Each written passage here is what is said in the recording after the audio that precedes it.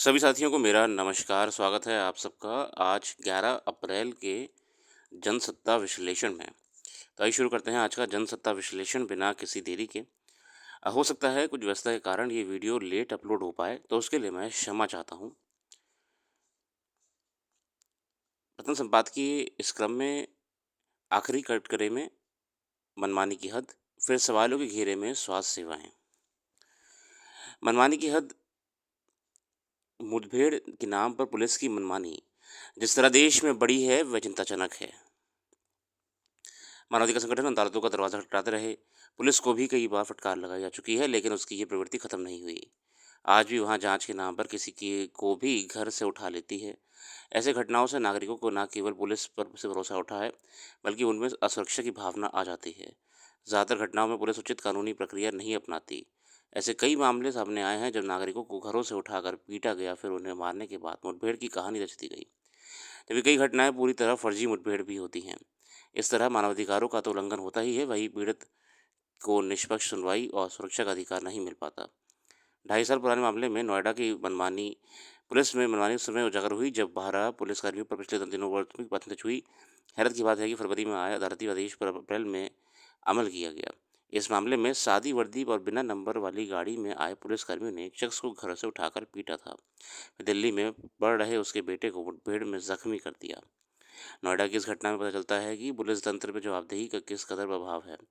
ज़्यादातर पुलिसकर्मी को नहीं पता कि संविधान में नागरिकों को कौन-कौन से अधिकार प्राप्त हैं और कानून एवं न्यायिक प्रक्रिया का भी कोई महत्व है। दरअसल कठोर कार्रवाई न होने से प्रयास से प्रायः पुलिसकर्मी बार-बार मनमानी करते हैं।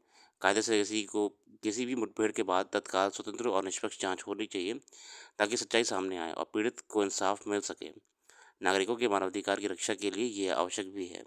वहीं पुलिस तंत्र की जवाबदेही तय करने के साथ उसे संवेदनशील बनाने की भी ज़रूरत है। शीर्ष अदालत के दिशा निर्देशों का ही अगर सख्ती से अनुपालन हो तो पुलिसकर्मियों की मनमानी पर अंकुश लगा लग सकता है। देखिए, पुलिस एक्सेसिस जो हम कहते हैं कि ब्रुटैलिटी है अपने आप में, ये समय रहते हमें इंश्योर करने की ज़रूरत है कि इस पे एक लगाम लगे और अकाउंटेबिलिटी तय हो। क्योंकि आए दिन कोई ना कोई व्यक्ति के साथ मानवाधिकार हनन करके बार-बार ये प्रश्न चिन्ह खड़े हो ही जाते हैं कि आखिर क्या पुलिस ब्रुटैलिटी कभी ख़त्म हो पाएगी? वो दिन कभी आएगा लोकतंत्र पे? जो लोकतंत्र हर किसी को उसके अधिकार के बारे में बहुत ही विस्तार में संविधान के माध्यम से बताता है। अगला सब बात की है आखिर कटघरे में। पिछले महीने अब अमेरिका सुप्रीम कोर्ट ने मुंबई आतंकी हमले में एक अहम आरोपी तहव्वुर राणा की भारत को प्रत्यार्पित करने के खिलाफ पुनर्विचार याचिका को खारिज कर दिया था। तभी ये साफ हो गया था कि उसे भारत लाने के दिन अब करीब आ गए हैं। हालांकि इसके अपराधों की गंभीरता के मद्देनज़र ये पहले भी स्पष्ट था कि उसके लिए राहत की कोई सूरत नहीं बनने वाली। मगर अब गुरुवार को आखिरकार उसे भारत प्रत्यार्पित कर दिया गया है। एक्स्ट्राडिशन यहाँ पे एक शब्द आ रहा है जो कि आपको जानना ज़रूरी है। एक्स्ट्राडिशन कहते हैं इसे, दूसरे देश से वापस से देश में लाना जबरन, कानूनी रूप से। मगर अब गुरुवार को आखिरकार उस भारत प्रत्यार्पण कर दिया गया और उसकी इसी के साथ मुंबई में 26 नवंबर 2008 के हुए आतंकी हमलों में मारे गए लोगों और अन्य पीड़ितों के परिजनों के लिए इंसाफ की एक और उम्मीद मजबूत हुई है। तहव्वुर राणा का प्रत्यार्पण कराने के लिए भारत की ओर से काफ़ी समय से लगातार कोशिशें जारी थीं और उसमें निरंतरता का ही ये नतीजा है कि इस दिशा में एक बड़ी कामयाबी मिली है। जाहिर है भारतीय कानून के तहत राणा को न्याय के कटघरे में खड़ा होना पड़ेगा, जिससे बचने के लिए उसने अमेरिका से अपने सभी असंभव दांव आजमा लिए थे। गौरतलब है कि लश्कर ए तैयबा की योजना के मुताबिक जिस गिरोह ने मुंबई में बड़े पैमाने पर एक साथ आतंकी हमला किया था, उसमें 164 लोग मारे गए थे।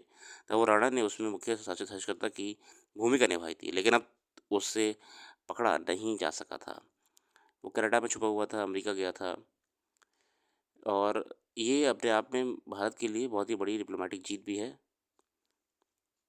पाकिस्तानी मूल के कड़कड़ाई नागरिक राणा उसके उसके बाद भी अपने आतंकी साथी डेविड कोलमन हेडली के साथ अन्य देशों में आतंकी हमले करने की योजना में सक्रिय रहे, मगर डेनमार्क में हमले कि योजना को ही अंजाम देने के पहले ही जब अमेरिका एजेंसियों की पकड़ में आए तब जाकर उसकी आतंकी करतूतों का रास्ता रुका।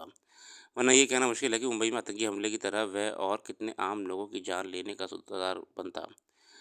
पकड़ में आने के बाद अमेरिका ने वर्ष 13 में उसे डेविड कोलमर हेडली के साथ मुंबई में आतंकी हमलों को अंजाम देने और डेनमार्क में इसी तरह का बड़ा हमला करने की योजना बनाने का दोषी करार दिया। तब वह वहीं की अदालत ने राणा को 14 वर्ष कैद की सजा सुनाई थी।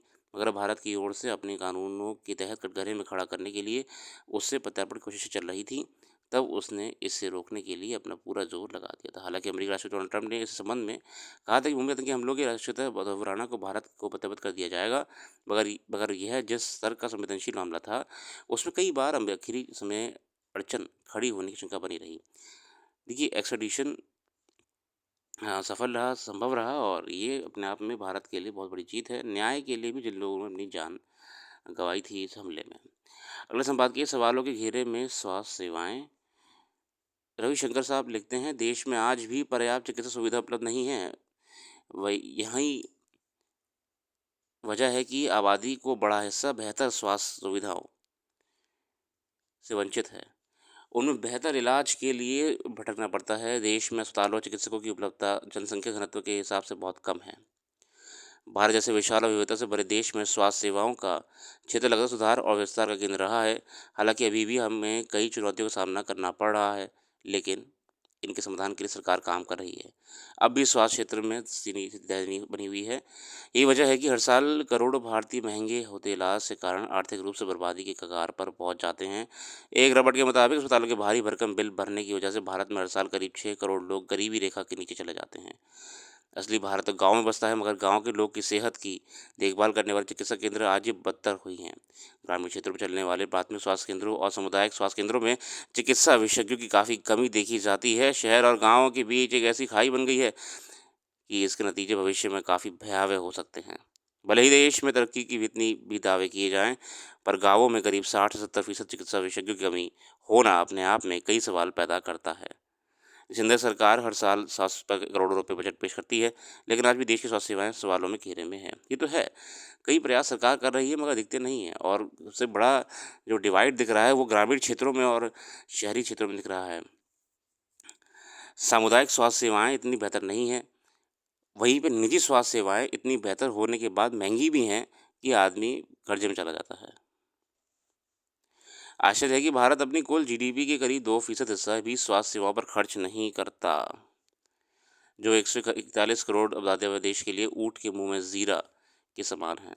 ये ठीक है कि आयुष्मान भारत योजना जैसे सरकारी कार्यक्रमों ने करोड़ों लोगों को स्वास्थ्य सुरक्षा प्रदान की, फिर भी स्वास्थ्य क्षेत्र में अभी भी कई समस्याएं हैं। केंद्र स्वास्थ्य मंत्री ने पिछले महीने राष्ट्र में बताया कि स्वास्थ्य सेवाओं पर सरकार का खर्च सकल घरेलू उत्पाद के 1.84% तक पहुंच गया है। उन्होंने दावा किया कि ये धीरे धीरे 2.5% के लिए लक्ष्य और बढ़ रहा है। साफ है, दूसरे विकासशील देशों की बराबरी के लिए हमें काफ़ी कुछ करना पड़ेगा। मतलब कि ये मात्र 1.84% of whole GDP is really shameful. शास्त्री अमर सेन ने भी लगातार जोर देते रहे हैं कि भारत में स्वास्थ्य सुविधाओं के लिए किसी एकीकृत योजना की सख्त जरूरत है। उनका मानना है कि आर्थिक प्रगति के साथ साथ सामाजिक प्रगति भी उतनी ज़रूरी है। यदि हम चीन और भारत के आर्थिक विकास की तुलना करें तो चीन के आर्थिक विकास का बहुत बड़ा कारण कि स्वास्थ्य एवं शिक्षा का निवेश करना हो रहा है। देखिए, गवर्नमेंट हेल्थ एजुकेशन में निवेश करेगी तो पूरी पूरी नई जनरेशन, एक पूरी जनरेशन नई निकल के आएगी, अच्छी हेल्दी निकल के आएगी, पढ़ी लिखी निकल के आएगी। भारत को भी अपने नागरिकों की विश्व की स्पर्धा आगे लाने के लिए उन्हें ये उपहार देना होगा। फिक्की की एक सर्वे के मुताबिक 65% भारतीय बीमार होने पर महंगे इलाज के कारण कर्ज में फंस जाते हैं। उनमें से 3% तो ऐसे हैं जो बीमारी पर खर्च की वजह से गरीबी रेखा से नीचे चले जाते हैं। ये इतना ही नहीं, बीमारी पर होने वाले 61% खर्च जेब से दिया जाता है। यानी इसके लिए ना तो कोई बीमा होता है और ना ही कोई दूसरी योजना। मधुमेह के लिए तो उसे विश्व की राजधानी ही कहा जाने लगा है।